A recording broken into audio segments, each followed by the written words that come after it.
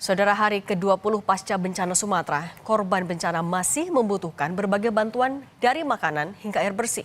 Lalu bagaimana perkembangan penanganan bencana Sumatera? Kita akan bahas bersama tenaga ahli utama KSP, Respiratori Sadam Al-Jihad. Selamat petang, Mas Sadam. Selamat petang, Mbak. Kami juga sudah hubungi Nasir Jamil, anggota DPR RI, fraksi PKS Dapil Aceh, tapi masih belum bisa bergabung bersama kami.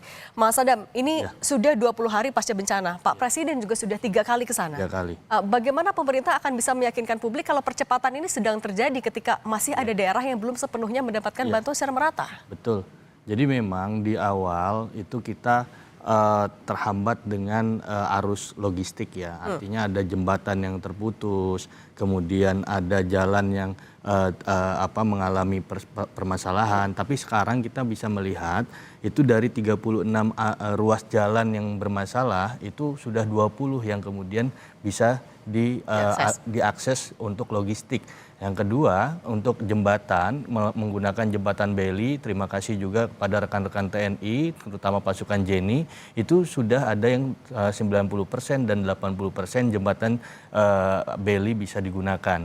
Nah, ini memang kondisinya di awal itu adalah bagaimana arus logistik ke tempat-tempat terisolasi. Bahkan ketika per hari ini itu bahkan kemarin Pak Presiden juga sudah menginstruksikan bahwa tempat-tempat yang terisolasi harus diisi oleh personel-personel TNI Polri untuk membantu Basarnas, kemudian membantu BNPB dan sebagainya. Nah, total satu Sumatera itu sudah ada 30.000 personil lebih. Nah, artinya memang dalam posisi ini kemampuan untuk menjelajah dari sisi darat itu dilakukan oleh TNI Polri. Yang kedua, helikopter itu sudah untuk mendistribusikan melalui airdropping. Nah, memang kemarin ada persoalan terkait dengan airdropping, tapi itu sudah diperbaiki dan per hari ini airdropping pun sudah terus berjalan untuk terutama yang perintah Pak Presiden terkait dengan pakaian, obat-obatan, kemudian kebutuhan dasar dari warga itu. Nah, begitu juga air. Air bersih ini kemudian dapat dukungan dari Palang Merah Indonesia PMI. Itu ada 60 truk lebih untuk kemudian didistribusikan. Kita bisa melihat kemarin di Aceh Tamiang ada yang memang ada yang bersama-sama mandi untuk membersihkan badan. Kemudian RSUD, misalkan RSUD di Aceh Tamiang, di Bener Meriah, kemudian di Aceh Tengah itu sudah mulai aktivasi RSUD-nya. Artinya memang kita memang ada persoalan soal kelistrikan, tapi memang ini sedang diupayakan khususnya di Aceh. Kalau untuk di Sumatera Utara dan di Sumatera Barat ya alhamdulillah kelistrikan sudah mulai bagus, sudah 100%, tapi di Aceh memang ini karena apa? Karena ada 18 kabupaten yang memang terdampak, ini adalah terdampak yang terbesar. Bahkan ketika BNPB pun merancang, ada rancangan rehabilitasi dan rekonstruksi pasca bencana, total anggaran yang memang dibutuhkan untuk Aceh 25 triliun dari 51,82 triliun. Mas Adam, berarti tapi kalau kendala utamanya adalah akses, tapi kan Presiden juga sudah menjanjikan akses akan terbuka, apalagi lewat jembatan dalam 1-2 pekan. Itu bisa direalisasi? Bisa. Artinya ini kan sedang terukur. Artinya ada jembatan-jembatan yang memang parah sekali itu sudah tadi yang saya sampaikan sudah ada yang 87%, sudah ada yang 90%.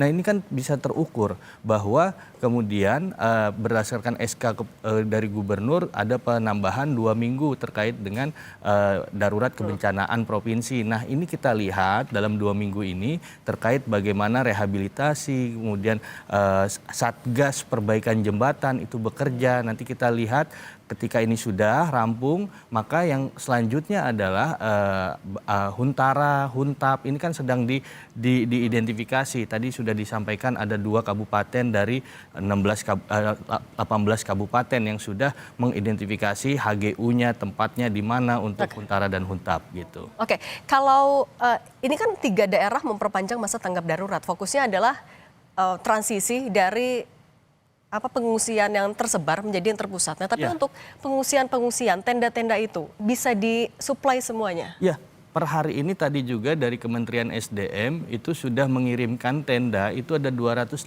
tenda, itu khususnya untuk di Aceh juga dan juga di Sumatera Utara. Nah, artinya memang tenda-tenda ini adalah tempat-tempat pengungsian sementara. Atau mudah-mudahan ini bisa dipercepat dengan kecepatan untuk huntara dan huntap juga.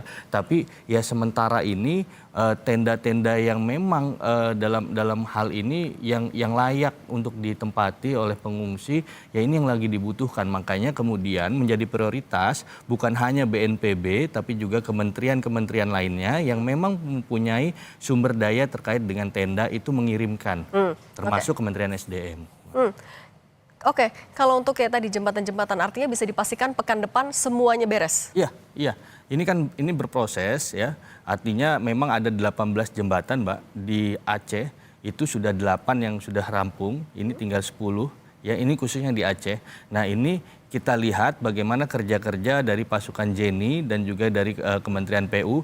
Bayangkan Mbak, ini sudah ada juga dari laut juga untuk pengiriman eskavator dan alat-alat berat. Itu sudah dilakukan dari Kementerian PU untuk kemudian mensupport ini. Ada 166 alat-alat berat yang memang sudah dikirim dari titik-titik yang terdekat dari Kementerian PU, terutama misalkan dari Sumatera Utara ataupun dari Riau dan sebagainya. Ini untuk dikirim dan memang ini untuk pemulihan, percepatan pemulihan, terutama tadi jembatan-jembatan, karena akses dari logistik itu dibutuhkan jembatan dan juga ruas jalan. Nah, kalau untuk di Sumut dan Sumbar masih ada akses yang terputus? Ya, kita ketahui bahwa di Sumbar pun ada akses terputus, di Sumut juga ada, tapi tidak separah di Aceh. Dan tapi semuanya bisa terbuka di pekan depan? Semuanya bisa terbuka di pekan depan. Kita tunggu bersama-sama ya Mbak ya, karena memang ini kerja-kerja dari semua pihak. Ini bukan cuma dari pemerintah pusat, tapi juga pemerintah daerah, TNI Polri dan elemen masyarakat. Ini semuanya saling bahu-membahu untuk masyarakat Aceh dan juga Sumatera Utara, Sumatera Barat. Oke, Mas Adam, kita juga sudah tergabung bersama dengan Bupati Aceh Tamiang. Pak Bupati, selamat petang. Selamat petang, Mbak. Dengan sini. Assalamualaikum. Waalaikumsalam warahmatullahi wabarakatuh. Pak Bupati, untuk di wilayah Anda sendiri, Anda gimana? Pak Presiden kan sudah 3 kali mengunjungi wilayah bencana, termasuk juga Aceh Tamiang. Anda sudah merasakan percepatan yang dijanjikan? Benar, Mbak. Sekarang ini kita sudah mulai berbenah, Pak ya. Jadi untuk, saya laporkan. Jadi untuk logistik dan untuk para pengungsi, saya sudah cek kemarin sampai ke desa-desa yang kita juga terisolir sudah cuma mendapatkan logistik, Mbak. Jadi untuk mereka kebutuhan logistik untuk 1 minggu ke depan sudah aman.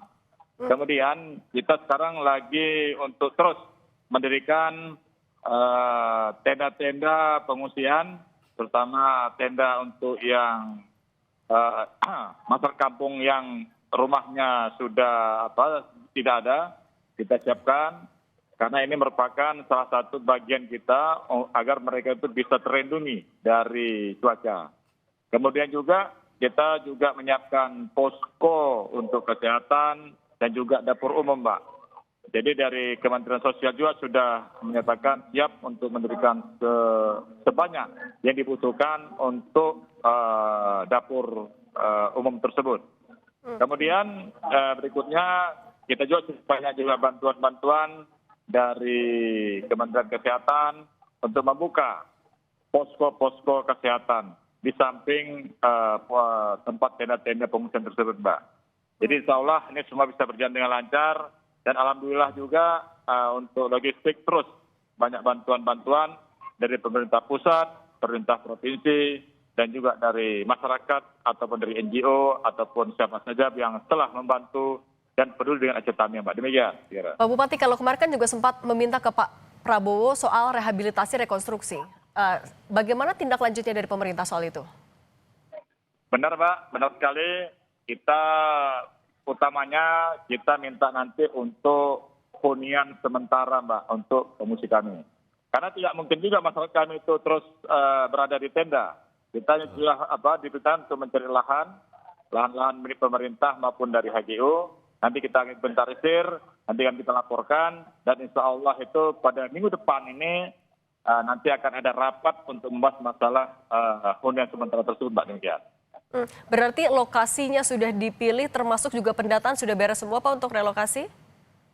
Untuk pendataan lagi kita data, Mbak, karena kan kita memerlukan by name address, ya, sehingga ini kita perlu yang cermat dan kita harus benar-benar yang valid, sampai nanti timbul permasalahan di belakang hari.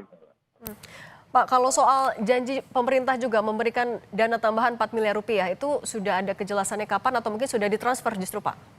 Oh, sudah Pak, sudah ditransfer. Begitu Bapak Presiden menyampaikan memberikan bantuan 4 miliar, sudah kami terima, Pak. Alhamdulillah sudah kami terima dan sudah kami gunakan, Pak. Kalau untuk di Aceh Tamiang, fokusnya apa? 4 miliar itu akan digunakan untuk apa saja Pak? Banyak, Mbak. Kita memerlukan juga membeli tambahan-tambahan, mungkin ada seperti misalnya sewa truk, misalnya, Mbak, kan itu salah satunya lah untuk pendistribusian sembako. Kemudian kita menyediakan juga apa yang kurang dari logistik yang dibutuhkan oleh masyarakat, Mbak. Karena kita sekarang butuhkan kan banyak, Mbak, seperti lampu misalnya, kemudian juga selimut. Nah, itu kita. Itu kita, Pak. Kalau ketersediaan BBM gimana Pak? Bukan masih ada antrian juga kah Pak? Betul, Mbak. Ada BBM itu antrian panjang. Memang kita dari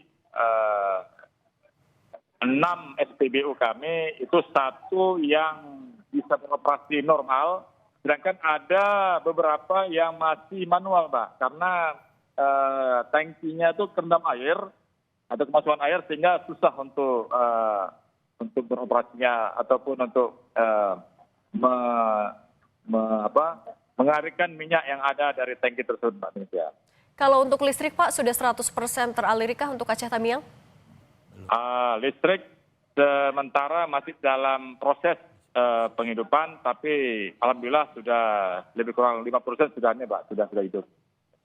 Nah, Pak Mas Adam, ini untuk BBM dan juga listrik masih jadi kendala tidak hanya di Aceh Tamiang, tapi juga di daerah lain. Apa solusinya agar ya tidak, oke Pak Prabowo bilang nggak bisa serta-merta bisa selesai semua, tapi semua orang kan butuh target dan juga harapan. Ada prosesnya memang.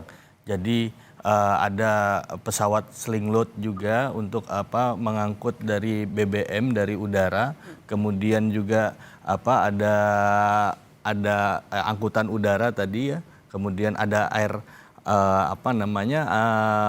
angkutan udara yang kedua juga terkait dengan di laut juga BBM itu kemudian masuk di arus laut, kemudian ada pengiriman BBM juga lewat jalur darat, tapi tadi bagaimana jembatan itu bisa terbaiki dan sebagainya. Kemudian yang kedua yang paling penting adalah listrik. Nah, listrik ini ada, kita kan kemarin itu kemungkinan ini akan ada helikopter Mi-26 ini untuk mengangkut alat-alat berat dan juga misalkan tower-tower listrik itu untuk bisa ditempatkan di satu titik ke titik lain. Kenapa? Karena memang kelistrikan ini pentingnya itu adalah yang pertama itu untuk fasilitas umum, fasilitas kesehatan, fasilitas pemerintahan. Yang kedua, bagaimana kelistrikan ini bisa untuk membangun telekomunikasi. Nah, karena berpengaruh ketika kelistrikan ini kemudian bisa 100%, ini akan mempengaruhi telekomunikasi. Kita kesulitan untuk komunikasi di sana. Nah, makanya kemudian ini berparalel dengan komunikasi juga didukung dengan Satriawan dan juga dengan Starlink. Makanya ini kan sebagai dorongan mendukung untuk komunikasi lebih efektif. Nah, walaupun memang ini kita sedang berupaya dengan maksimal tapi yang paling penting adalah ya Pak Presiden sudah menegaskan tenang bahwa pemerintah tidak akan meninggalkan satu persoalan pun, satu warga pun. Oke, ya itu yang janji yang ditunggu oleh semua warga di 3 provinsi. Mas Respiratori Sadam Al-Jihad, tenaga ahli utama KSP, dan juga ada Pak Armia Fahmi, Bupati Aceh Tamiang. Terima kasih sudah berbagi bersama kami. Mas Sadam, terima kasih ya. Terima kasih.